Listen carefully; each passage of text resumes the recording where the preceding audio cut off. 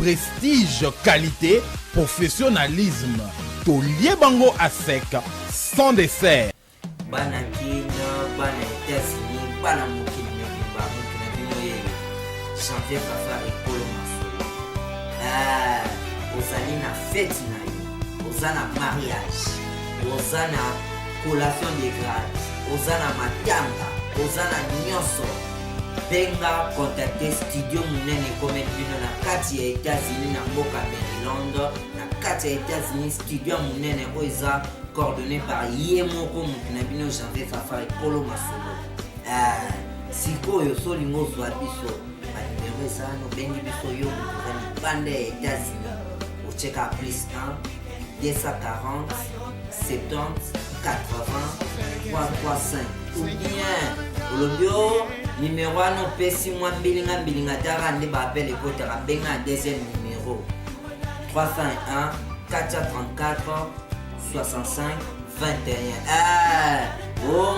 Ngai yo pe mutu ozo lukonga ba fête nanga ba mariage oza na posa ya photo ba kanga yo photo oza na posa o lesa ba émission na yo benga biso na ba numéro na peso bien bengi biso sur Facebook aussi ozali journaliste Janvier Safari Betiamo tinelnga demande de bosser vraiment oza promotion na bino bana state ya promotion na bino donc ba primo kwa malamu mariage ba primo kwa malamu non bozwate ba fête ba matanga ba primo kwa malamu non bozwate donc waneza vraiment studio na bino ekiteli bino na kati ya states ngana na Belgique ngana na Londres ngana zana Italie ngana zana République démocratique du Congo yo benga kaka biso okamwa toya biso toya ko faire ko couvrir yo manifestation na lingaka na ye.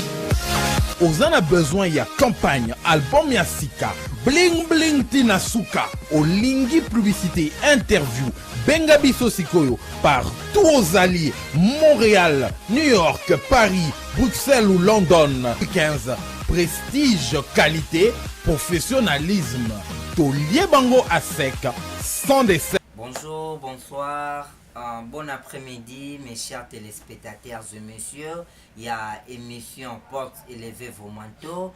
Ndenge oyo nga na prometa kibino ke na rozala lisusu na apôtre Valentin oyo a permettre biso lisusu pona to salane deuxième série à émission oyo fota ngonga to silisa ki yango lobite ma avant to kota na ba sujet penza oyo na bengeli apôtre na plateau na nga ya lelo na ko kendena nuna pesa apôtre mbote apesa mbote na peuple de Dieu comme ça to ko atame ba sujet na biso.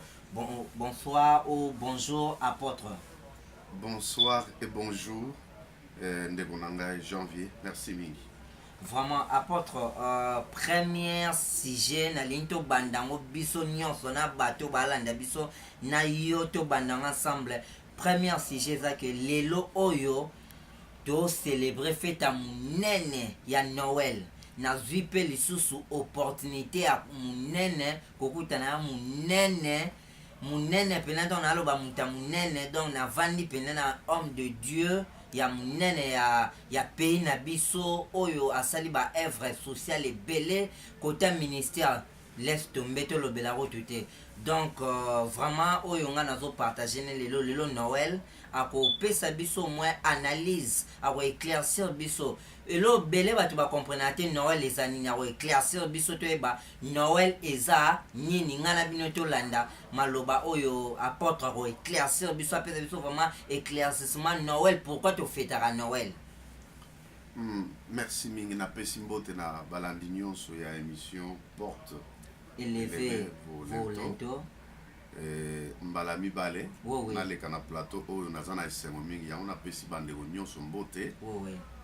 naza awa na Maryland na États-Unis na yambami na bandeko ya presse ndeko Janvier oyo azosala mosala kitoko awa.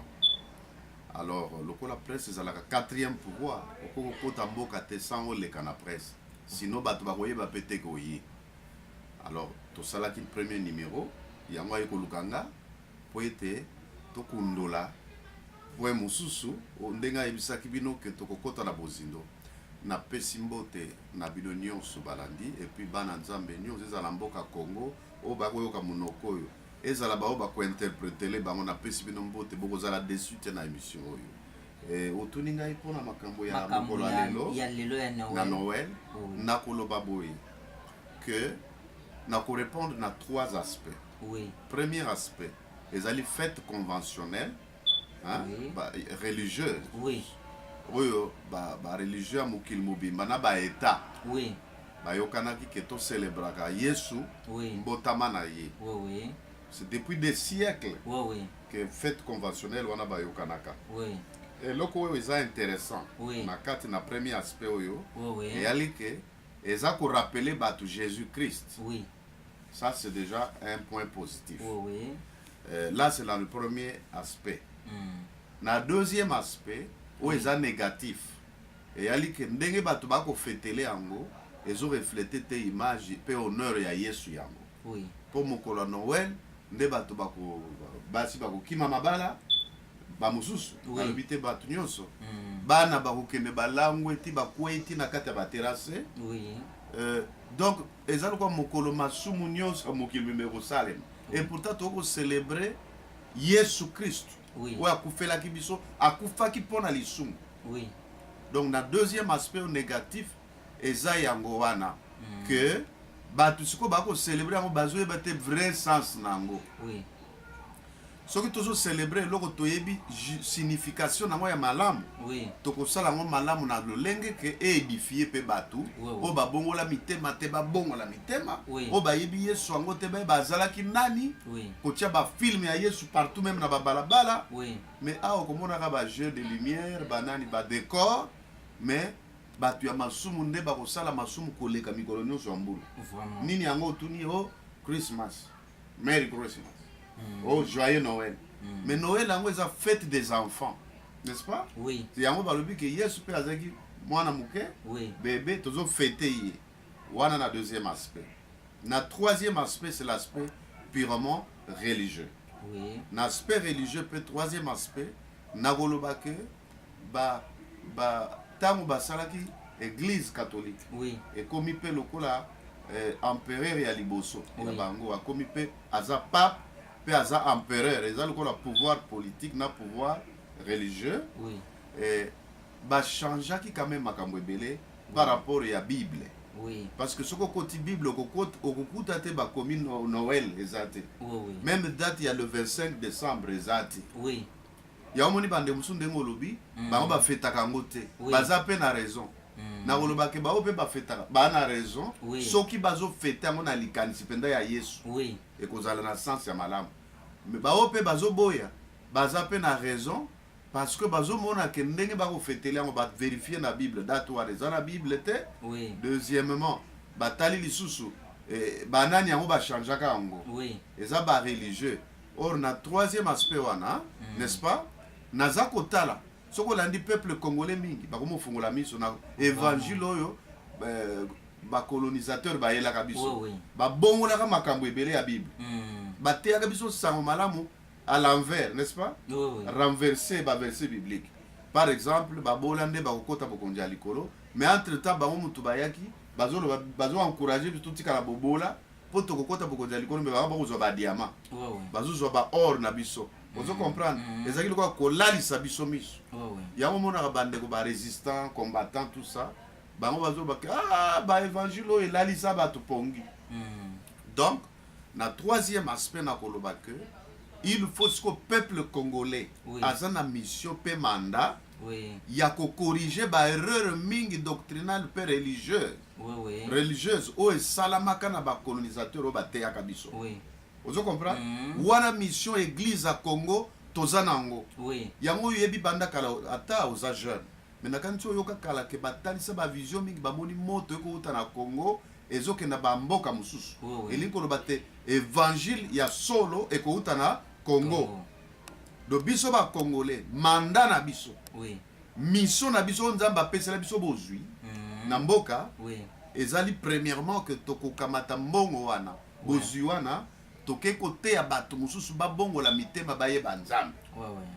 ozomona tikana naloba mpona silisa omonde toza na États-Unis ngai lolendo te pardon natamboli mokili mobimba mais nasilisi bamboka nyonso te mais par rapport au continent na visité bacontinent mpe bamboka ebele nazokoba mondeko na ngai nakoyebisa yo bamikili misusu ndenge bakoyoka biso ke toza na babitumba wana même honneur na biso basali ya nzambe comme mpe honneur ya bakongole nyonso eza bafue toza la risée so bamoni oyo bazomona motu moko humilie mais nalobi teke bahumilie nga parce que lelo naza na charge ya baaméricain na bahaïtien nayebisaki yango mpe oyokaki yango mais dans l'ensemble toza na honneur oyo tozosengela kozwa te mokolo oyo mboka ekobonga biso basali ya nzambe tokotika distraction basali ya nzambe ya mboka Congo oyo paster Litungulu abwakeli paster Likayabu na télévision paster Ndembi ake kopwata paster Nyampulu ozomona biloko wana eza distraction oyo ezoleka na kisasa mais lecture nini oyo opesa peuple de Dieu na ndenge oyo makambo nyonso bazola lelo oyo basali na nzambe bakomi sujet ya honte excusez-moi pour na terme wana mais lelo oyo eza na bato oyo sorebise po anyoka église te mais bapaster makambo asala omona te bapaster lelo bokomi kosala makambo mabe koleka bapaya kozwa basi ya bato koviole bana bato kozwa bachenete babien ya bato kodivise bafamille en tout cas tofaire bino kaka topesa bino kaka confiance wana ou bien peuple peignant a retiré ne confiance wana apôtre nakanisi nalobaki yango na édition elekaki bo kaka na édition tosalaki liboso te na numéro wana ya émission te nalobaka yango banda Congo naza koattirer attention na bandeko baolanda biso nalobi boye te mpona na poto donc disons naza na États-Unis soko olandi ba émission na ngai ya télévision nasalaka na kisasa ndenge nakoloba nde ndenge nalobaka na change te nazaka constant nakoloba ke bambeba oyo ezosalema ebandi lelo te même avant Jésus-Christ bafaux bazalaka bafaux prophète oyebi bango bazalaka bavrai mpe bazalaka wana totia na mitu na biso ndenge wana eza te tala makambo bapatio bakomi osala te babanda kosala kala comme baesprit ekufaka te badémon bakufaka te bato bakufaka baesprit wana ekoya koposede bafaible ya lelo bafaible pasteur bafaible prophète lelo mpo basala bambeba mais baoyo ya nzambe bakozala badéfaut mais kozala badéfaut nuisible te na évangile bakozala na mwa retenu mpo bayebi ke déontologie pastorale ezali éthique pastorale mpe ezali voilà wana en tant qu'apôtre nalobi yango soki oza vrai kolanda mouvement ya loyenge ya bafaute okuti pasteur akofinga moninga pasteur na télévision to azwi azobenga yango bavérité ake kopwata na télévision mpo bapasteur mosusu basuye bango ye abima moto malamu aza faux pasteur donc wana na marché monoko te en tant qu'apôtre un serviteur de Dieu aza na lolengo ya koki kokorige bapasteur ngai na organisaka baconférence songo namoni ke toza na point bo ndenge na acte des apôtres chapitre 15 bantoma ntango bazalaki na mwa bokeseni na boyebi bakendaki na public te kofingana na acte chapitre 15 mais babengani balobi to épargner bandimi to épargner bana bato oyo bato ya mboka tokende na conférence ya bapasteur eza biloko mosusu ekoloba malibanda te fo lobama na conférence des serviteurs de Dieu so bokoswana boswani bobendani ti après bozwi conclusion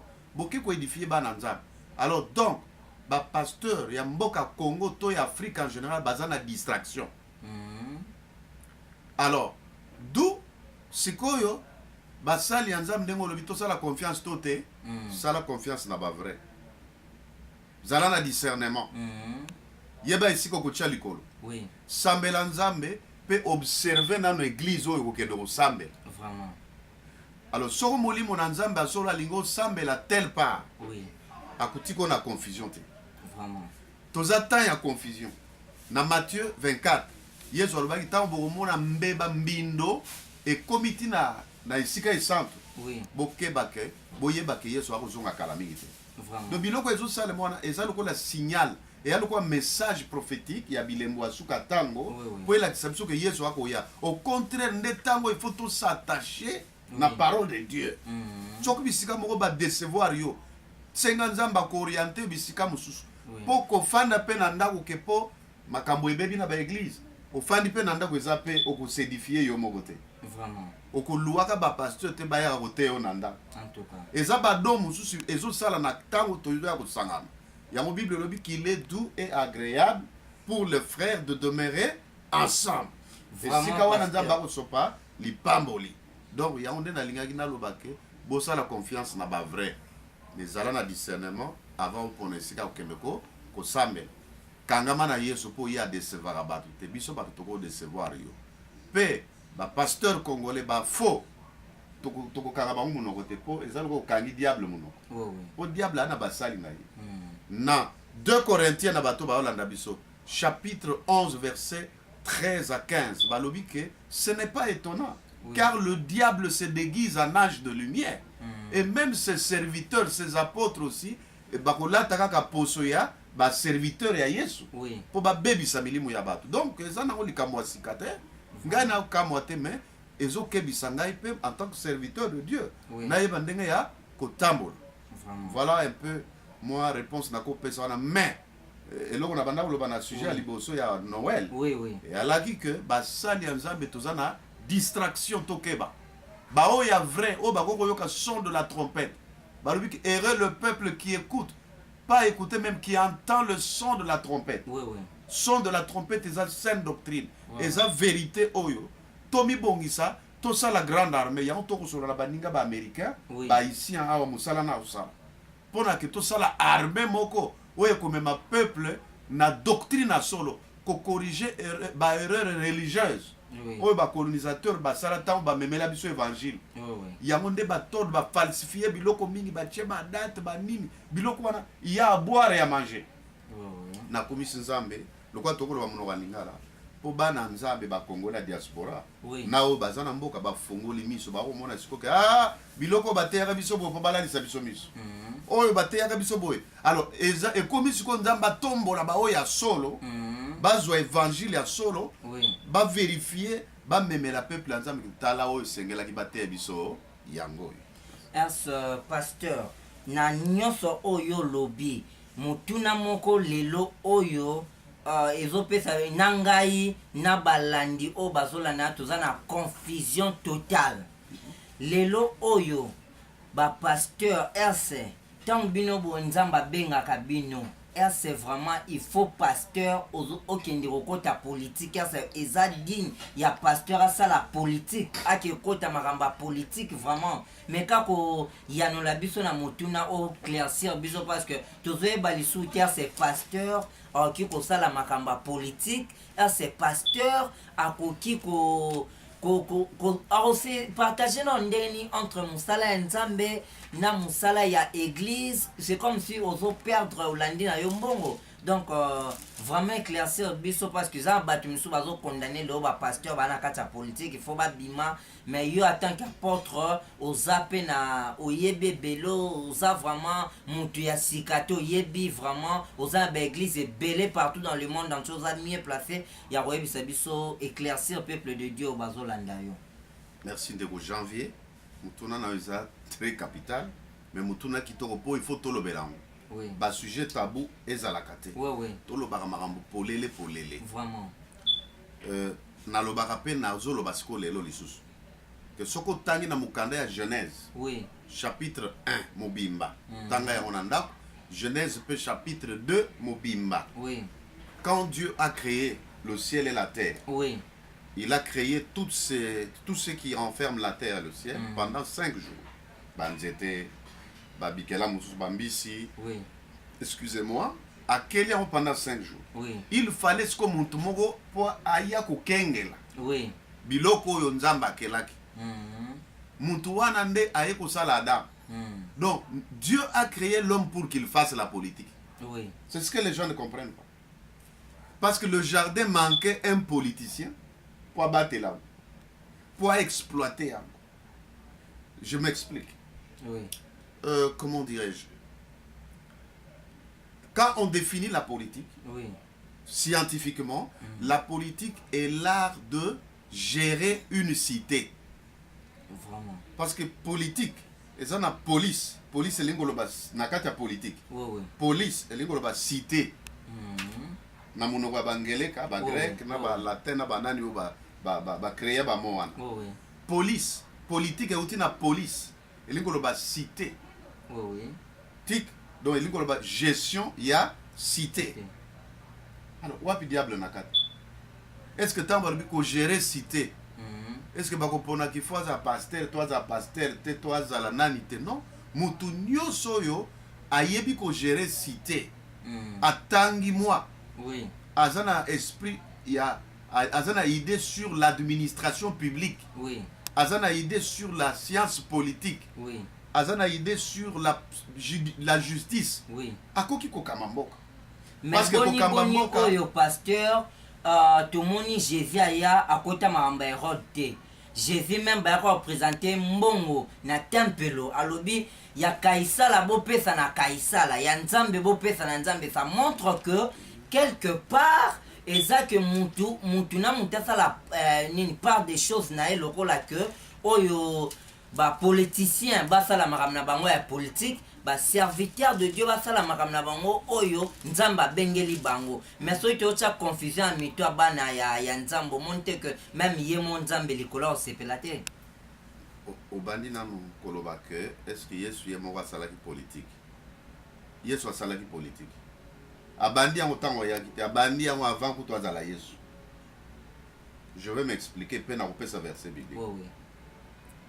Ba masakoli pesa makauta batango basakoli akala koloba que un fils nous est né, un enfant nous est donné, on l'appellera tel. Pourquoi nzambe sima koboma ba azako boma batu akala pona masomo yebi yango tam suma bele fungwa mi bato bakote na kati tam susu ba na Israël mutu makasi balingi ba matana ngomba ya sinabake nokutana na esika Moïse akendaki okumona ngombe peli moto.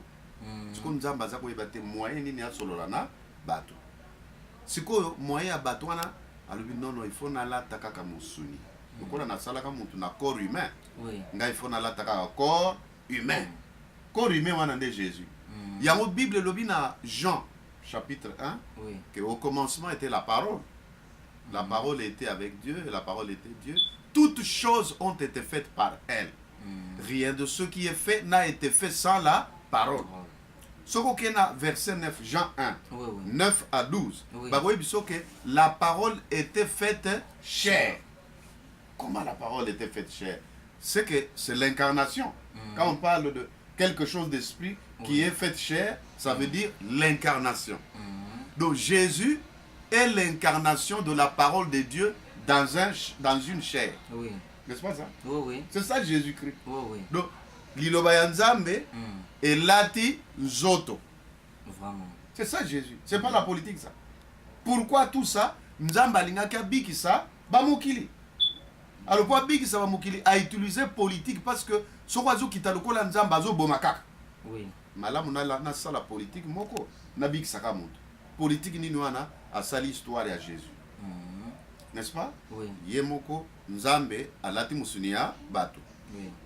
Aye abotami na nzela mwa stala ndenge nzamba sala akeko bota mai pa ya mais pasteur na place wana zela muke pasteur zela muke na lingo éclaircir wana za confusion oyo na vandaki na ndeko na nga moko kombone Janitasi ayebisinga lobi meka ko expliquer nga nazaki incapable à expliquer phénomène on a profité peu pour na nazwa réponse avant molandi na biso Hollanda obi pourquoi Marie il était un peu azaki vierge. Comment à concevoir qui et puis à boti expliquer. Moi j'étais incapable à expliquer phénomène n'a pas vraiment homme de Dieu pour expliquer mais lorsque nous écoutons un homme de Dieu aujourd'hui je profite de l'occasion aussi au méga expliquer ni entre parenthèses au bon tout son na sujet na biso. Merci nakanisi nzamba za makamsu soit ça le rapport à souverain ya on a lobi que c'est la haute politique de Dieu. Yango ezoleke la makanisi ya bato soko tuni pe muntu même ndeko wana tuni bo bien bato mususu nzamba uta wapi nani akupesa réponse nzambe auta wapi toyebika histoire tango nzamba bandi okela mokili ntango azalaki na satan na lola Oui, kuna oui, oui. satan atombokeli ye après pa na ndenge akela mokili mais auta wapi ye nzambe ata mokonzi moko ya mokili akopesa réponse te ata scientifique moko akopesa le Dieu a d'autres choses eza na kati ya haute politique na ye bible elobi ke les choses qui sont révélées sont pour nous les hommes mais les choses qui sont cachées sont pour lui-même Dieu mais bible moko wana elobi bisusu ke biloko mosusu tokoyeba yango ntango tokozala na ye na royaume nde akobandolakisa biso basekret na ye mosusu alors pour répondre pratiquement la question wana nzambe akokaki kopona lokola Adamu na Eva babebisaka na jardin d'Eden n'est-ce pas babali bakomi mwasi mobali nzambe akokaki koutiliser même procédure biologique te po yesu abima ozo comprendre il fallait nzambe asala na ndenge mosusu po premier Adam apeshaki comprendre il fallait zekon Adam ayaki po apetola biso po alongola lisumu alors par conséquent akokaki te kobotama lisusu Joseph po abima papa ya Yesu te yango ange na Luc chapitre 1 ntango ozobisa Marie alobi ke tu seras grosse na Marie ye moko elekeli ye ngai kutu na nafandi ata na mobali te nazali kwa bana basi ya mobulo te ke nazwa mobali oyo te bana basi ya kisasa bana basi ya États-Unis au tozali te mais nakozwa zemi ndenge nini elekeli ye la haute politique elekeli Marie vraiment nde ange ayebisi okobota te na ndenge oyebeli ya mwasi epa mobali te lokola tata ya mwana wana aza nzambe ye moko akoki kobotama na tata mosusu te vraiment okozwa zemi na nguya ya molimo mosantu donc tata ya Yesu aza molimo mosantu ye nde apesi zemi ozo comprendre la haute politique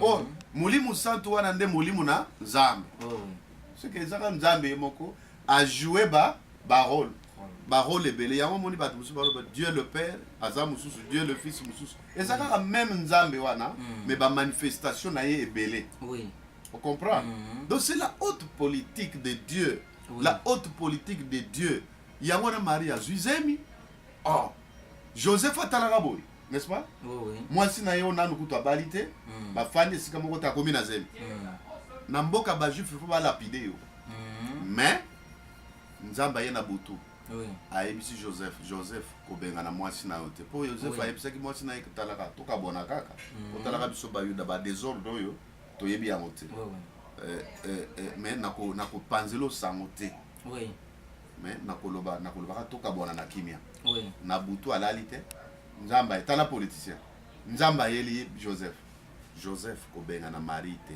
kokata libala na yo na ye te po likambo oyo esalami kuna euti na ngai nalingi nabikisa mokili yango wana na utiliser politique wana po Yesu abi ozo comprendre nakanisi ndeko wana azwi déjà réponse c'était la haute politique de Dieu Yesu aye na mokili vi nyonso wana atambolaki wana akendaki aza kokende na batemple aza kodiscute na badocteur de loi Yesu bajudas tout wana tout ça c'était la haute politique de Dieu même bapilate wana même tout ce que le parcours de Jésus ezalaki lokola aventure ya kitoko nzambe amonte eza kwa film nzambe amonte po abikisa bato mais c'est la haute politique tala omonaka bato batournaka bafilm baréalisateur yo oza moto ya média est-ce que moto aréalisa film akamoka lisusu soko atali yango akamoka lisusu te po ayebi ndenge abundaki po amonte yango yo oza monteur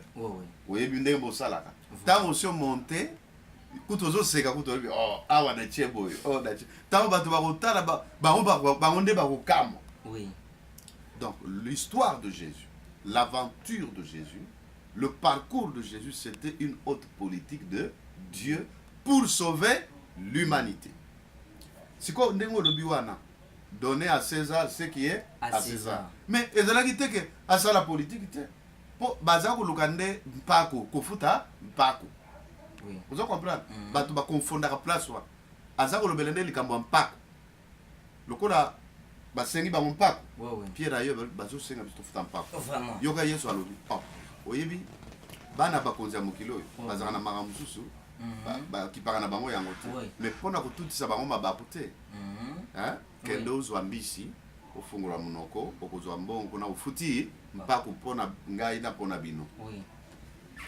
Mais personne à César, ce qui est à César, c'est qui autorité. Oui. Autorité administrative. Oui. À Dieu ce qui est à Dieu. Mais il y a ça la politique. Oui. César est à l'État. Oui. N'est-ce pas? Oui, oui. Dieu, Makamanzam. Mais à l'obité que binobosa la politique, tété. Maintenant la version on a trouvé abonné ce qu'il a. À ça qu'on explique ne makambo ya pas. Ce qu'on a makambo à l'État. Loba que toi bisa bande ko nyonso ba pasteur to bananza. Oui, oui. Oyo batangi mingi wana basali ba science politique. Alors boka mata ba diplôme na bino bobombango bosa politique te na tikana kende na yo malamu na yebisa yo. Oui. Yaoundé la liste africaine miss. Comment? Voilà. Oh, quelle bonne question. Comment il a lissé les africains miss parce que le lo oyo balandi nangai partout dans le monde entier na sir baza d'accord nanga parce que balobi que révolution souka etikali église. Voilà.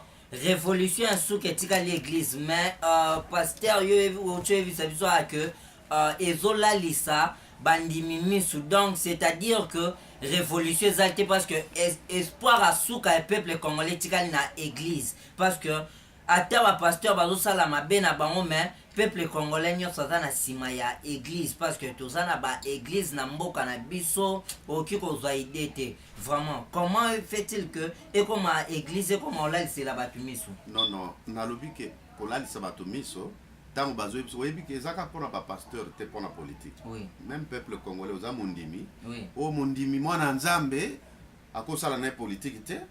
Mwana nzambe akotambola na mutuka kitoko te. Mwana nzambe akosala musala te fois ala wana po nzambe akosala miracle. Eza kolalisa bato. C'est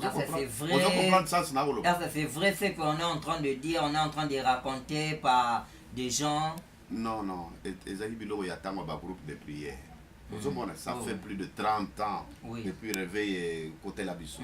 Mais après, ma thé s'est changé. On a limité que les lots na mokolo toza oh ya lelo. Pasteur moi ibisa batu bo sala musala te moi na nzamba fanda zela miracle. Moi na nzamba sa politique te non biloko na za kala. Pourquoi?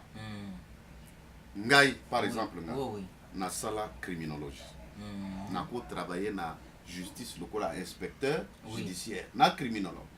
Na ko sala pe na institution ya police criminelle. Mona ko kangaba criminel. Mais wana na nous appelle de Dieu te. Yango wana. Non, na sina zo appel, et na zo continuer na ba étude, vous comprenez? Oui. Tant na sina zo appel na ko sala la nzambe. Oui. Après Saint-Esprit. Non bon. Ngai moko na consenti qu'il faut na sala domaine wana na niveau graduat. Oui. Vous comprenez? Na sali science judiciaire. Ndenge na za na États-Unis oui. Nazo kota lisusu na relation internationale. Oui. Vous comprenez? Nazo sala cours d'anglais. Oui.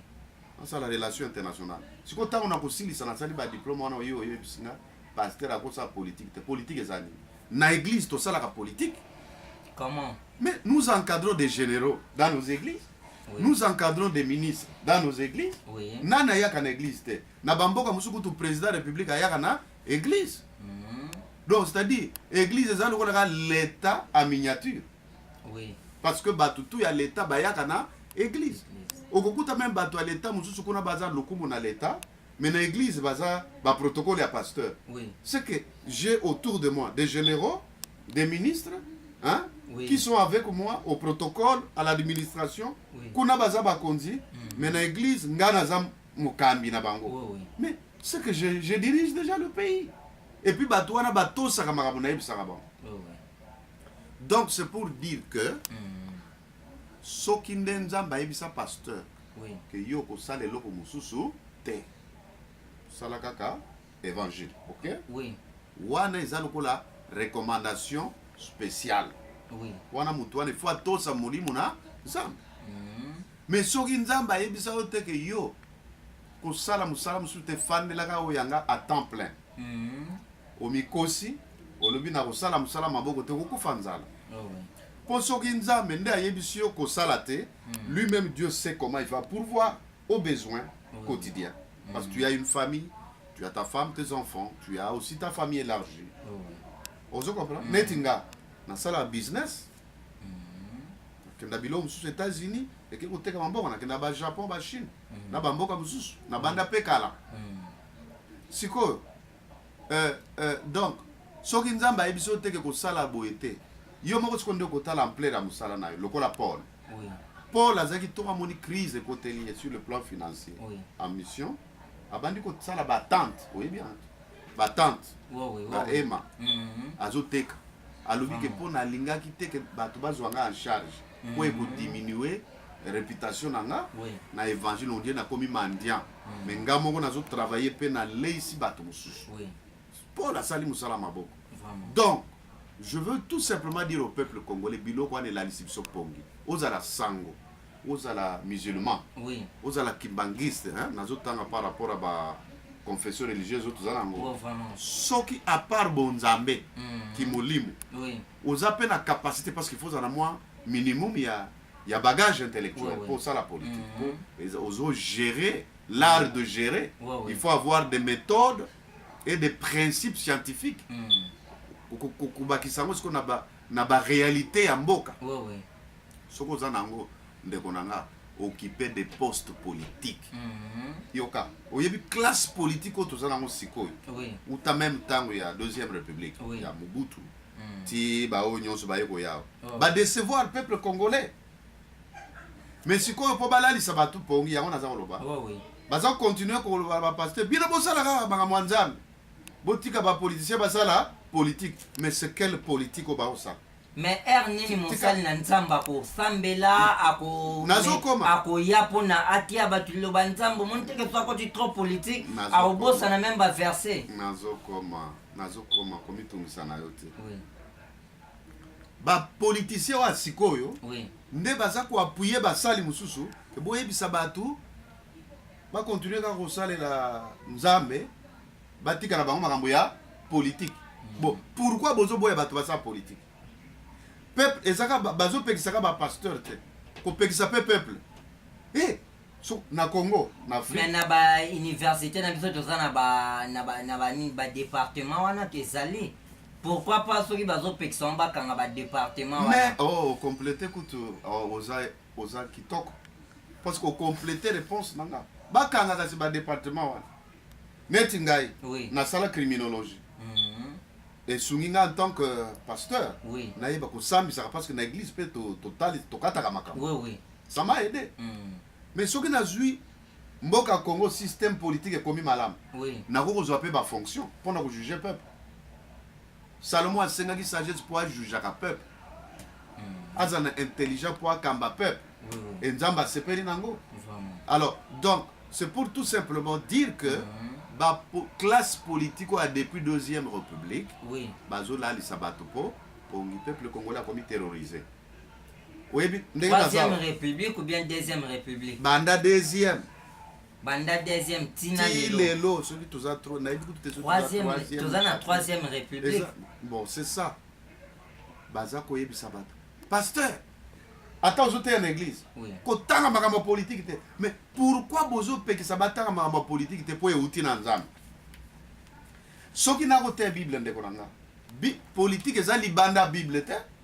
parce que politique il faut elanda bible mais bandimi na bino mpe bazoke kofinisa bino libanda parce que bayebi ke lelo oyo bozoteya bango kosala politique et puis na kati ya église mpe toza na bakwe moko ndeti bakuluna mpe bazowita mpe na kati ya église lelo na kati ya église pe toza na bandi pe na kati ya église je ne sais pas oyo bino ba pasteur obenga yango bana rebelle je ne sais pas comment oki ko expliquer yango c'est eza bino bato bozo favoriser biloko wana église ezosala nini mpona ya développement wana je ne sais pas comment oki expliquer yango ok nakoloba boye nakoloba que batika biloko wana ya pasteur akosala politique te sango akosala politique te politique basanganaka mpo badécider sur le peuple ngai pasteur pe naleisaka peuple bilei ya molimo n'est-ce pas naencadraka bango même sur le plan social parce que Jésus-Christ a dit que donnez-leur vous-même à manger c'est que soyez organisés sur le plan social vous comprenez donc soki ke yo politique ozo décider sur le peuple onde musala na yo ngai chrétien ou bien serviteur de Dieu Ngande encadré. L'église, il y a deux institutions sœurs. Oui. L'église et l'État. Il faut pas collaborer ensemble. Ensemble. Politicien, pasteur, quand on a moni tango élection, épousani pembeni. Ah, c'est ça. Mais tant on va voter, on a si ça mani kanisi, on a bungate. Oui. Tant période d'élection l'équipe. Oui. Allez, basundoli bango. Basuyer réputation na bango. Wana peuple a sanzi ba pasteur. Ah, moni ba pasteur wana. Bakina oli ambongo ya politique. Vous comprenez? Donc entre temps bango moko ba politique bazo ko bongisa situation sociale te. Oui. Bazo zo ba décision ya mabe. Na butu bake olala na cimetière. Na tongo ba na ba bureau ko kamba mboka. Vous comprenez? C'est que au lieu bazo ba inspiration outil pas nzambe. Oui. Parce que politique outil na nzambe, ba fuka makava ko kende bureau ngai président de la République na bonde la nzambe. Ngai ministre na senga boanye pa ya nzambe le kwa Salomon, le kwa ba David na bande mususu. Ba ba okene pa ba marabu. Ba ke pa ba sorcier. Ba féticheur. Po ba lukas ko nguya. Po ba longwa lisusu bokonzi te. De ça yé na yé. Po ba envoûter peuple. Oui. A obéir bango. Ou api politique. Vraiment, tozonga mwa muke côté yo lobby ya ba député wana. Donc ça montre que na kati ya église comme na église à campagne ya campagne électorale parce que na église qui par exemple bokomi ko favoriser député au ça la campagne électorale c'est qu'elle soit église té. Hein? Comment fait-il un pasteur qui kotika cher naie à ça permet na pasteur atika cher naie un député à ça la campagne électorale na kati ya église. Et ça est vrai ou bien c'est comment on peut expliquer ça? Non non, je dis ceci. Oui, bien, on a les États-Unis, tout ça. Oh, oui. Batu o ba père fondateur des États-Unis. Oui. Basali anza. Bate ali lo banza. D'après leur histoire. Oh, oui. On comprend? Bagi ba pasteur. Oui. Ya on moni que ba profitaka dès le départ tant ba fonder mboka. Ba tche ba loi moko ko kanana Bible. Oh. Na bité on comprend. Vraiment. États-Unis ils ont 14 articles dans la constitution là-bas. Oui, oui. Bah profiter, bah tiens bah loi ou est conforme na parole de Dieu. Il y a un des mêmes États-Unis na grand cause à la grande puissance. Oui, oui. Bah prêter serment l'icoloya, l'oboko l'icoloya Bible. Christmas. Ça bon nzambe. Oui, oui. Ah muntu moko te akosala. L'école appelle ça lelo Christmas. Bah fête chrétienne nyonso bazo to sa yango. Oui. Même Thanksgiving. Ezaka bonzambe. Biloko tu wana eza ba père fondateur ba tchaka. Oui. Soki biso pe tokamati bonzambe toche bonzambe na kati ya constitution. Oui. Uta ba konzi ya mboka batutu mboka eko bonga. Mais tant bozolo bake nzamba za pa politique a pa. Mais nani mutu akela mokili. Si nzambe. Bible lobi na Romains 13. Nazolo babon pora bandeko balwa. Romains 13 lobi toute autorité vient de qui? De Dieu.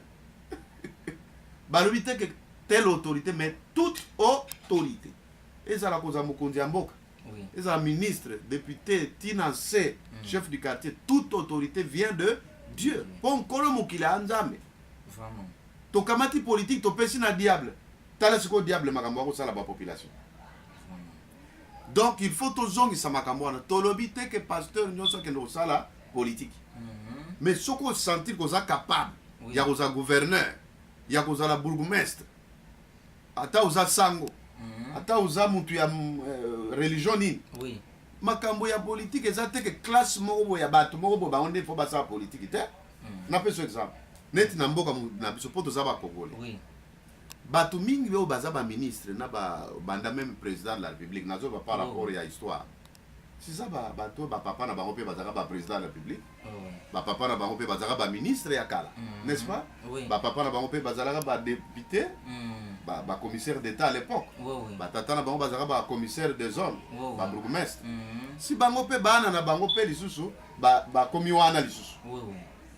Alors, mutu akopekisa bango azate po eza mboka na biso nyonso. Vraiment. Ndenge na zao, n'est-ce pas? Oui.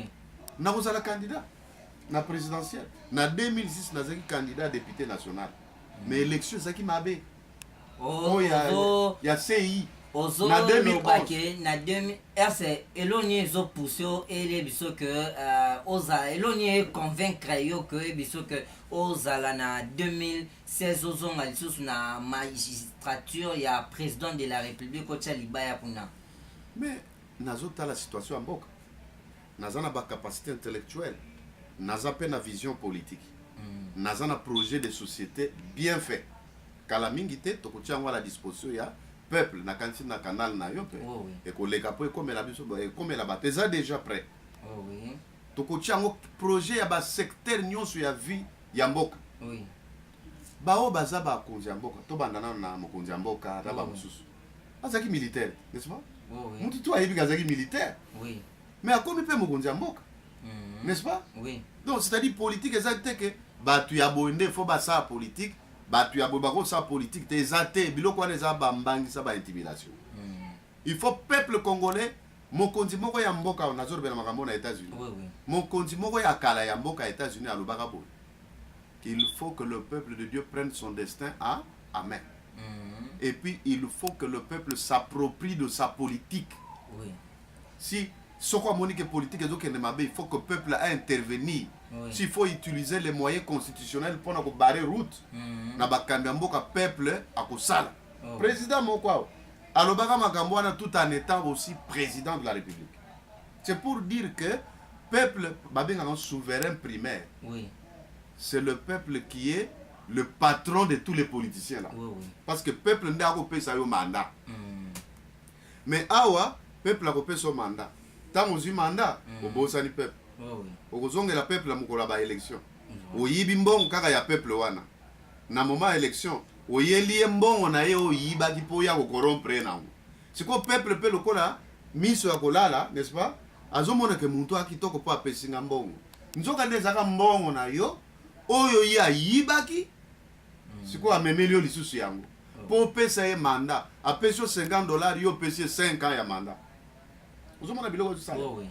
D'où vous la pasteur, vous la sango, vous la imam, na évité hein, responsable religieux, makamboya. Eh, pasteur a sa politique te biloko il faut tout changer yango. Biso nyonso tout s'approprier la politique en mboka. Mais na lobité que pasteur atikambo par rapport au temps pour na telema wana. Par rapport au kokabola tango ndenge nini. Hein? Oui. Tango na peso exemple. Oui. Tourner nga nazo sala siko ndenge na komelio na Maryland.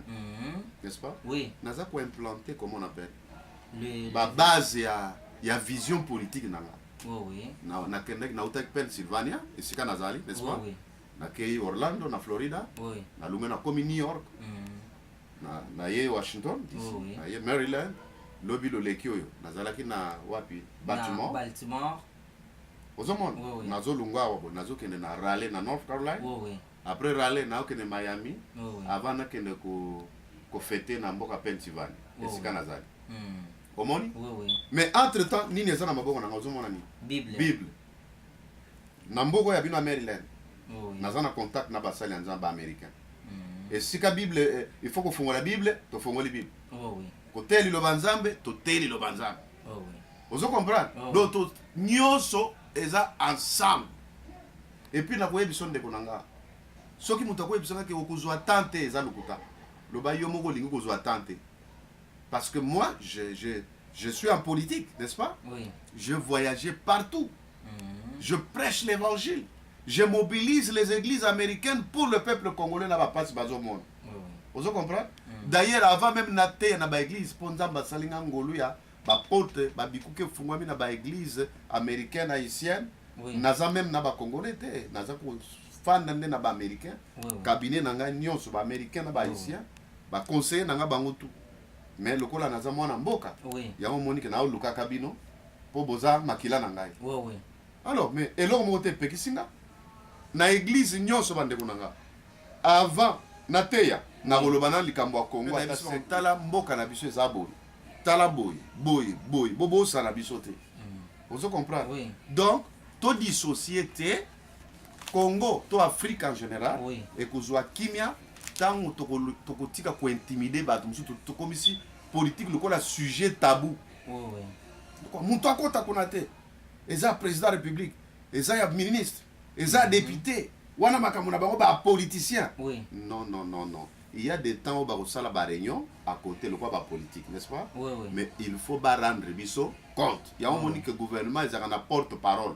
Musala na ye ko pesa rapport na peuple mokonzi. Oui. Ozo comprendre? Il y a on a sepena bandeko basali peuple mokonzi côté ya Europe kuna. C'est-à-dire peuple nde mokonzi. Oui. Yango biso suko politique tokoya nango. Oui. Toko changer classe politique. Et ça le système mais ça la classe politique parce que dernière émission le bail que l'aurait bon ma politique n'a pas ça système. Les lots changer comme classe politique c'est quoi? Non, il y a deux choses. Le système, c'est la façon de diriger. Classe politique, elle est comme bateau, oyo ba vivre génération ba politicien ou bazana tozana bango siko. Des classes politique. Système politique, elle est comme l'oleng, la politique c'est l'art de gérer. L'oleng ya gérer système obo wana, tozana système démocratique. Mais comment toza ko tambusa système wana? Ya on a lobaki que atabo changer 1000 gouvernements. Mais ce système est amabe et ko changer dans une situation sociale la population. Mais ce qu'on a bakisinde na longolité. À part système où il faut changer, il faut tout changer pour classe politique. Bato bana makanisa sika. Pour ezana mutu mokote azana carrière politique. Soki lelo na zui mandat ya président de la République. Na sali nga mandat nanga. Soki peuple amoni ke bako bakisela ngai, n'est-ce pas? Ba bakiselinga, n'est-ce pas? Après mandat nanga isili na sali. Na kei.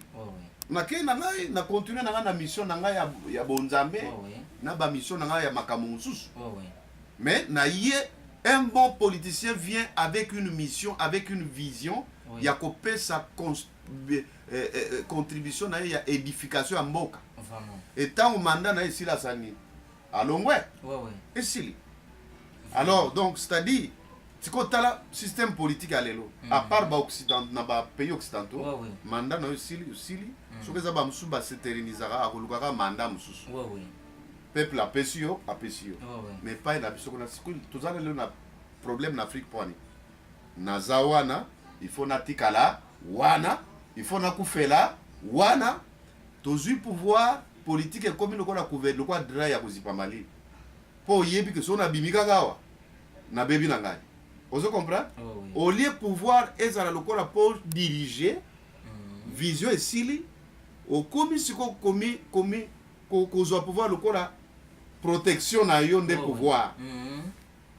Ba mususu me balobi malamu kuto kufela ta na pouvoir ke ubima poso. C'est que oza ko se reprocher ko sali mabe yango zo banga kolongo. Ozo comprendre?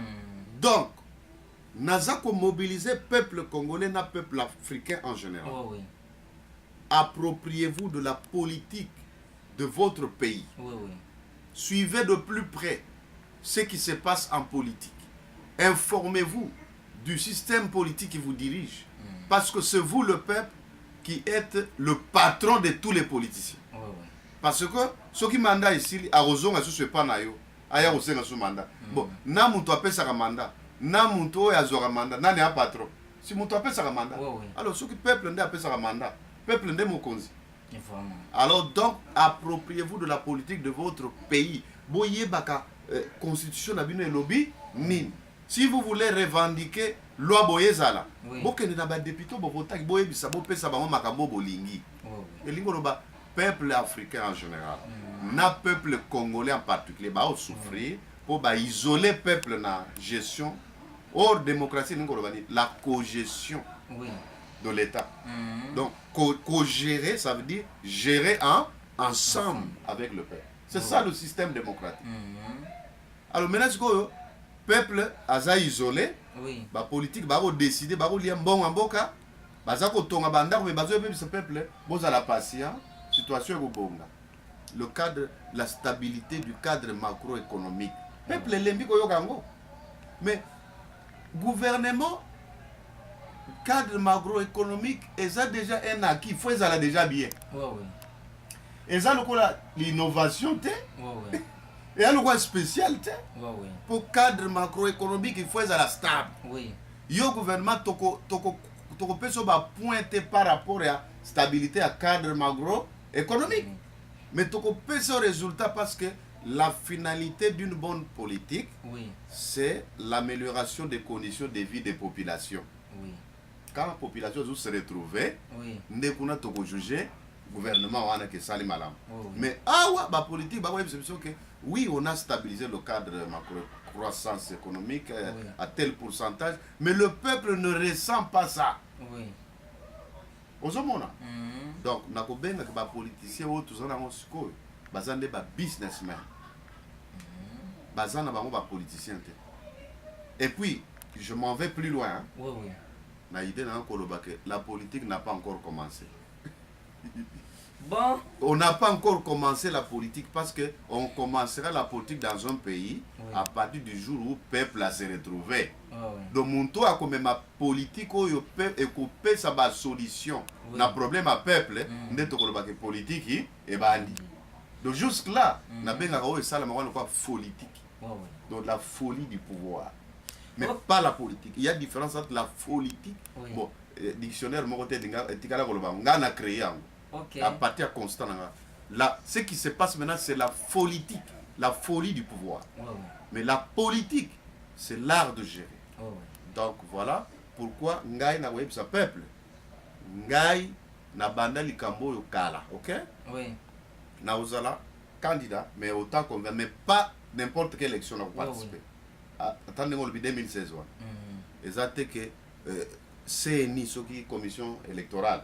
Et ça clair tengana ke notia mutu po na bungisa kana mbongo nanga na chaka na ba candidature ya 2006 na tananga na énergie ko kanisa ke za ba élection malamu nzoka ndezaki génocide électoral na 2011 ba yeko sala biso massacre électoral siko na kanisa mususu soko ba bongisi te ko zala ta mususu crime contre l'humanité électorale dans na koko kota na biloko ndenge wana te mais soki que jeu eza clair. N'est-ce pas? Ouais, tout pour vraiment, pasteur, apôtre, nous sommes vraiment tous awananayo, tous continuer, mais question il y a curiosité, c'est que combien de temps dans ministère? Vous savez combien de temps dans ministère na yo? Oh, bandata on a bandi ministère. Oui. La bandi ministère on a 1986. Oui. Ça la calcule il y a nombre d'années. Oui. 87. Oui. Il faut être honnête. 87. Oui. Oh, ils allaient 2014. Donc bientôt il vous a 30 ans. Oui. C'est ça, non? Oui. Dans 2017, il vous a 30 ans de ministère. Vraiment, occupé pour na katika question ok c'est so père spirituel non ezanani. Makambo nyonso ndenge na lobby. Oui. Je crois na osala ba émission spéciale. Oui. Kolakisa nani aza père dans la foi, pas père spirituel. Le père spirituel c'est Dieu lui-même, notre Père céleste. Mais le père dans la foi. Le père encadré royo à Botio, ou bien à Botio, ou bien à Koutio, so Botami, mais encadré na makamwanza, c'est important.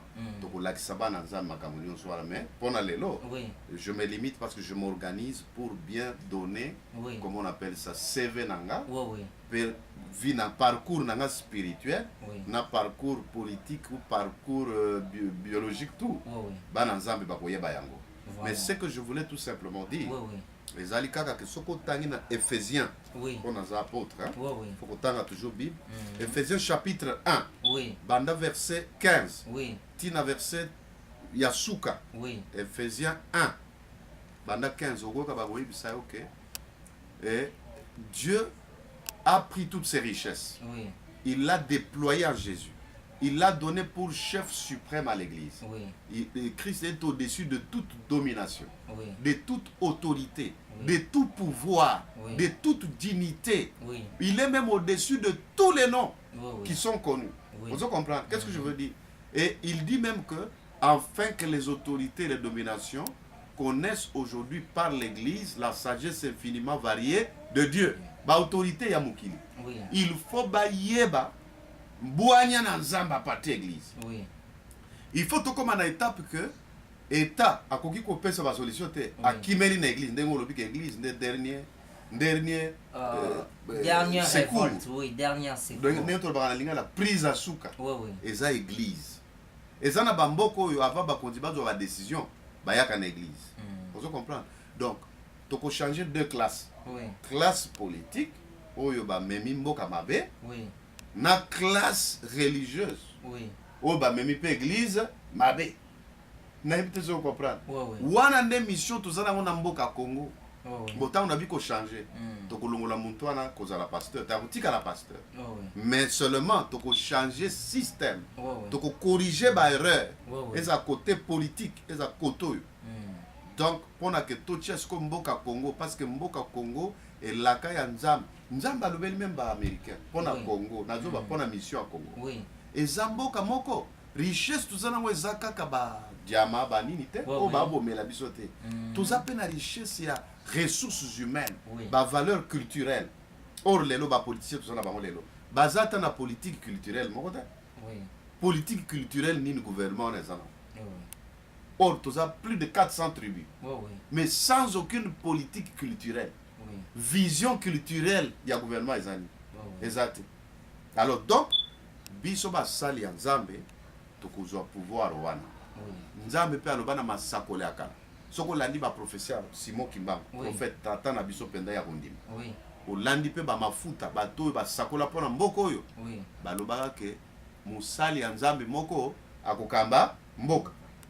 J'encourage tous les hommes de Dieu ata tuza ba candidat président ebele n'est-ce pas problème te peuple nda usani akokatalika po peuple nde mokonzi oyo tokomona ke peuple apesi ba voix biso basali mususu tozongisima misala kosala na mboka eza ebele kaka kozala présidente donc moto abanisa moninga te toza biso nyonso bana nzambe mboka Congo eza mboka ya nzambe eza na bilaka nzambe oza musali ya nzambe to mwana nzambe olingo za bokonzi il y a des voies démocratiques pour pesa candidature na yo moto abanisa moninga te surtout que ndenge nini bolobi ndenge wana nalinga naloba o baloba église eza au milieu du village dès que ngana mokonzi na kolongola l'église du Congo au milieu du village parce que tant oza au milieu du village au monde ndenge ba catholique bolingi boloba balobi botiki koza l'église au milieu du village non église à cause au milieu du village te za ba erreur église il faut ezala sima ya vérité ko appuyer côté vérité eza ce qui vérité eza côté à bato ya majorité église il faut appuyer vérité pour eza vérité ce qui vérité eza côté à bato ya opposition to société civile église eza nde l'appui la colonne et l'appui de la vérité bible lobi ndenge wana mais na Congo ba tia église au milieu du village et ce quoi est bloqué église moi église eloba exact au meki ko loba balobi yo église eza au milieu du village au moni même mutu n'importe qui aye ko loba babela basa il faut tout changer ba erreur wana ozala sango ozala mokonzi ba musulman ozala nani ozala mutu sambelaka te eza na loi moko te ndeko nanga ou eloba ke passer la cause politique ça n'existe pas dans notre constitution de deux na bible awa biloko lobi à César ce qui y a à César et qui biloko ya impôt il faut koyeba ko dissocier que oza ya l'état ou ezali ya zam mais elingo lo batte que mutu sa politique te po banani ba ko sa politique kaka biso vraiment alors c'est pour cela que la loi moko électorale et pekisa pasteur te constitution pe na biso et pekisa musali nzambe te pekisa pe mupagano te bible pe et pekisa mutu te donc et si ka bible lobité kolobate omoni po nzamba ko betaka te ba auto ba ko bagisa na bato ba ko longola na bato ba ko bagisa ce que tu dis là n'est pas dans la Bible ne m'empêche pas d'être là où les décisions du pays sont prises.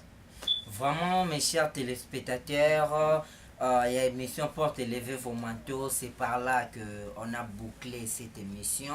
Mais avant il y a boucler l'émission oyo na koyebisa na pasteur Azapembe nanga apé ça va meilleur vœu na parce que le lot le 25 oyo ko s'adresser na batu nyonso o balande partout dans le monde entier quelques meilleurs vœux dans quelques minutes au totikal nango. Merci mingi ndeko nangai pona ko pesa nga libaku ya kolobela peuple nzambe tozana mboka kitoko po tozobela lingala tant tozobela lingala tozomona peuple congolais bon ceux qui bande musupe ba komolo ba lingala bango pe ba pambwama mboka na biso ezana bozwi bakita ebele mais jusque là ezokende nan peuple a goûté yango te allié yango te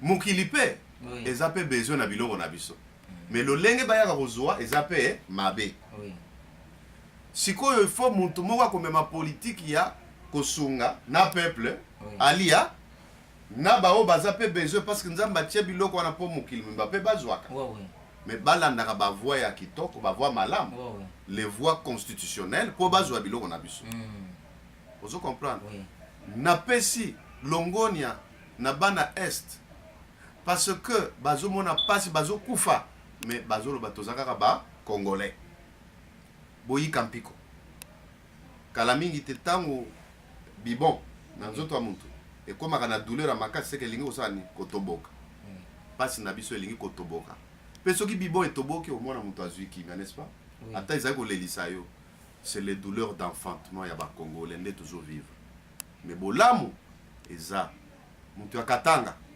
moto ya maniema moto ya nord kivu sud kivu moto ya Kasai oriental Kasai occidental moto ya bakongo moto ya province orientale moto ya équateur ba province na biso yango wana toza bomoko message na eza unité église mobimba Congo basala nzambe nyonso amine na Congo bayebi message na eza ya unité yango naza lelo na mboka ya Amérique te pe ba mboka tu ya pembeni yao nzamba afungoleli biso ba poto za koteka unité de l'église unité du peuple muntu akosa yo te koza katanga boya bato ya bakongo surtout pas ça surtout pas ça toza mboka kitoko po mboka wana ezala na makasi ekokisa mission ya nzambe il faut unité pona silisa na opesa bino exemple prophétique bakuti carte géographique ya RDC ya mboka ya biso ya Congo na synagogue ya Capernaum na Israël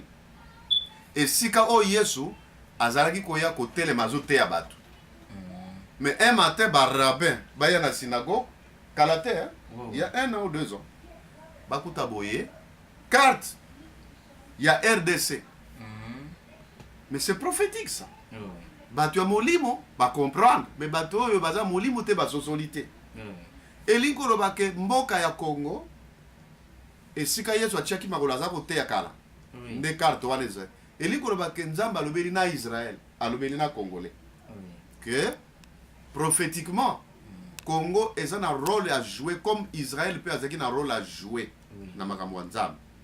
Nous avons une mission. Nous sommes un peuple missionnaire. Tokopona n'importe quel président te. Topona président oyo azana mutu ya politique. Aza pena mutu ya kososola ka mongongo ya nzambe. Président wana nazo bapona ba élection ezoya. Président oyo wana akozala na 2 missions.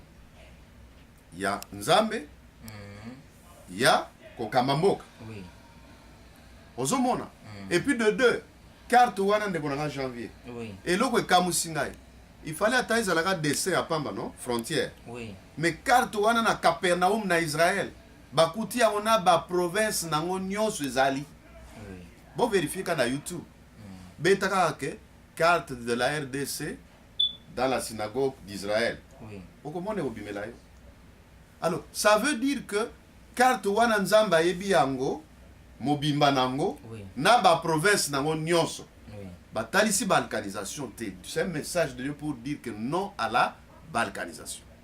Biso mo peuple peut toko balkaniser peuple culturellement mboka la biso na mental biso bato ya katanga eza déjà balkanisation mentale ozomona na culture biso bato ya bakongo tozo yo kanate na batu ya Équateur eza déjà balkanisation mentale ou culturelle tout tika biloko wana tozala liboke tokozwa bokonzi ya mboka wana ndenge prophétie ya tata na biso Simon Kimbangu eloba tokosunga na classe politique oyo bato bakozala esprit ya renouveau ya changement na classe politique ya bao nzamba kotombola tokomema mboka wana likolo bokozwa dignité bakobanda ko respecter congolais pe akolinga bato na bao basalaki mabe akolimbisa bango image ya grandeur donc ce conseil na kopesa na musali ya nzambe yango wana to simba na bomoko to tika ba division ba division surtout ba division des autres diminuer tout ça la bomoko ata na za d'accord te na ndeko janvier mais azande ko na congolais wana eza lokola dénominateur commun na biso ezali mboka ya Congo soki nga musala nzambe lelo na zwi bokonzi d'abord bokozwa d'ici janvier pour na zozela janvier bokomona projet de société on a sali comme vision politique na nga komisa mboka wana ekoti na destinée prophétique na soki tobonika mokonzi mususu po ayebani mingi po apesaki nga kwanga po aza mwana mboka na biso ya Kasai to ya Bandundu nde tina motivation akoponeza wana bokokota so na crise mususu sans précédente akozwa bino ata 5 ou 10 ans mususu ya aventure ya ndenge na ye mais soki il faut tobondela bakandi na lelaki mingi ntango namoni docteur Mukwege ase prononcer candidat bato babandi koloba bato bandi kokabwana te soki mutu eza droit légitime mutu apesi candidature toyambi yango oyo abibi kuna apesi candidature toyambi yango mais tokei nango na mabondeli po ete nkolo asosolisa biso nzambe tosala erreur te ya sentiment tosala erreur te po oyo aza médecin oyo kuna aza par exemple gouverneur oyo aza pasteur apôtre oyo aza boye tokosama wana te mais tokende pa nzambe peuple mobimba tolela nzambe tomoni pasi mingi sikoyo na bandeko nyonso bapesi elongi batie mabai bakotia libai nani oyo olingi topona nzambe akooriente biso akotika biso te mais so tokenda basentiment tokokufa mpona boye basentiment wana nde ememi peuple congolais bisika wana bapesaka mobutu 100 ans topesi 5 ans tobakisi 7 ans mpona kosilisa topesi kaka 100 ans bozopesa moto mandat ya 100 ans mais eza déjà pacte spirituel totika basentiment wana tozala bomoko toyamba bakandidat nyonso bakotindela biso mais avec le temps avant topusa na baélection chaque candidat akoprésente vision na ye apresente makanisi na ye mpe priere na biso ekosunga biso ke tomoni ke ndeko oyo ye nde c'est ça l'attitude est-ce que nalobi ke bato baponanga nalobi nazopesa conseil général en tant que congolais bopekisa mutu te apesa candidature na ye bo encourager d'ailleurs parce que so bakandidat eza te baza te bokozani bokopona nani alors oyo aza wana mokonzi akocontinue parce que amoni président oko remplacer te mais soki bakandidat babimi encouragez-les, ne vous divisez pas à cause d'un candidat même à cause de moi parce que na cause ala pe na moi bato nanga oyo balingi nga mais ntango tokokende na bacampagne ntango tokokende na baexplication ya vision ntango motu na motu akopesa projet de société otangi ata projet de société mpe kozala kitoko mais eza te ye motu nzambe aponi nazosupose d'où notre situation au Congo est difficile ezoluka ke peuple azala l'écoute de Dieu po tosala erreur te tour oyo tokorate train soki torate tokoya kozwa yango 10 ans après wana tokofiti voilà un peu conseil nalingaki napesa na peuple congolais na bandeko nyonso bakozwa libaku ya koyebisa biso me tokozwa kimia tokosala politique moko ke ezala bandeko na biso libanda oyo bazobangaka congolais asolo aza mokonzi te non biso tomema politique moko kotia bato nyonso d'accord oyo balingi bazwa bakozwa mwana mboka mpe azwi mais ya koboma bacongolais toboyi congolais mpe akofandela bozwi ye moko te bozwi na nga moko te po yo moko kosala nango mpe eloko te okoteka yango na mboka nini soko oboyi donc tokosala diplomatie kitoko mpe tokobongisa mboka wana masakoli oyo kimbangu alobaki mboka ekozala restauré ekokokisama mais na mosali ya nzambe na situation ya sikoyo boye mosali ya nzambe wana nalobi mpo na nga mpona kosindisa te sakoloba mpo na nga donc nakomisi nzambe mpo na yo passage na nga awa na Maryland nakolobaki nasali erreur te ya koleka nayaka nanga nalekaka nangaka na nzela mais lelo naye na Maryland oyebi ke famille bayambi nga baza famille malien mwasi malien mobali kenyan mais balobi nzambe alobeli biso mpo na yo ya kofanda na ndako na biso donc mpe baza na fardo ya Congo bango nde bakotravaille nanga omoni nde ozokuta biso nde tozotravaille donc nakomisi nzambe nzambe apambola balandi na biso nyonso tolobi bongo mpo tolave cerveau ezala basali ya nzambe ezala bapolitique ezala peuple oyo aza mokonzi na biso nyonso donc tolingi tobanda page ya sika na mboka na biso je suis très convaincu je vous encourage les enfants de Dieu les Congolais peuple moko te andima atrocité pasi lokola oyo peuple congolais mais élévation na yo mpe ekozala monene épreuve ya monene élévation mpe ya monene bato bakobanda ko bamoni congolais bafukami Voilà, c'est par là nous clôturons cette émission qui était si long, qui était vraiment makambo belé sujet belé tolobel nakati vraiment tenir sur Bozolandanga partout dans le monde entier, particulièrement au Bolandanga sur Facebook, oyo Bolandanga na ligne des enfants aussi, oyo pe Bolandanga sur YouTube. Bobeti journaliste Janvier Safari Boromonangai, vraiment nazo souhaité meilleur venanga à toute ma famille, na famille nangai, là je vois ma na bosana ikoloba pe meilleur vendengo besangai. Na lobi meilleur venanga na bakambe mboka nyonso ya mokili mobimba. Parce que politique eza diable pesa nzambe. Bozo kamba peuple eza sacrifice. Na pesimbote na peuple ya mokili mobimba. Je dis j'honore et je souhaite des meilleurs vœux de fin de cette année et de 2015 à tous ceux qui nous suivent partout. Là, je dis en français, pour la bande de pas profiter, en ma qualité d'apôtre. Donc, que 2015 soit une année de grands défis, l'année de changement, l'année de relever les défis, l'année de faire ce qui est impossible de faire en 2014, l'année de réaliser des projets non réalisés, l'année d'avoir des fonds pour des business, l'année où l'Église va entrer dans une autre dimension de la cohésion pour l'évangélisation, la préparation du retour de Christ, l'année où les Congolais que nous sommes ou les Africains en général, ils vont quand même prendre des décisions responsables pour faire évoluer la situation des pays africains et la situation en particulier de notre pays, le Congo. Et si vous voulez me contacter, si vous me permettez, appelez au 001, le code des États-Unis, 001, et puis 717, 406, 52, 73.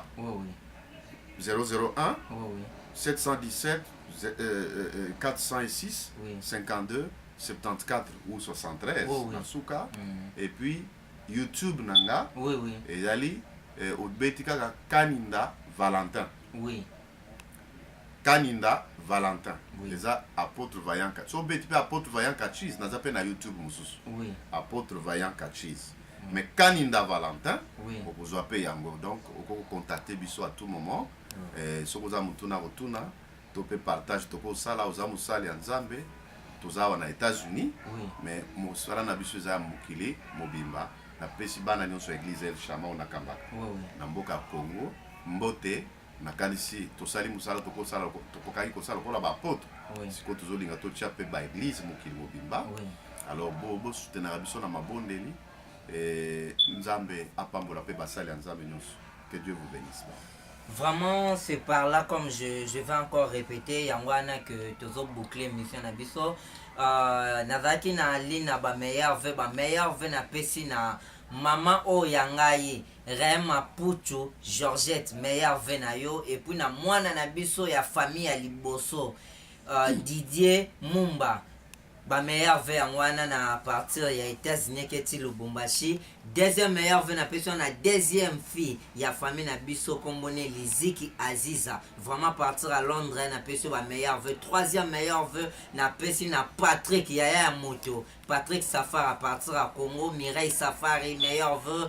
Là je vois Janvier Yemoko, votre humble aimable présentateur. Janvier Safari ma meilleur venon. Et puis Moutasuka les cadets oyo azana sima ya caméra JC Safari mwana mukena bangingi na ye mwana azo troublé makambo itali caméra ou itali ba kamnyo sa presse. Donc JC meilleur venon yangwane. Et puis na bosanité mon oncle oyo vraiment oncle a mutema vraiment les cool les matés vraiment meilleur venu. Puis ma tantine nangai oyo Albertine Nyavingi coulé meilleur venu. Et puis cousin nangai Chongo Paluku meilleur venu wana. Et puis Derek Nyavingi meilleur venu wana. Et puis vraiment je bénis encore l'homme de Dieu le pasteur Yvon Obongono, la maison du Dieu vivant, meilleur vena bandimina biso nyonso. Et puis là je vois aussi le pasteur Maxin, meilleur vena. Et puis je vois encore le bishop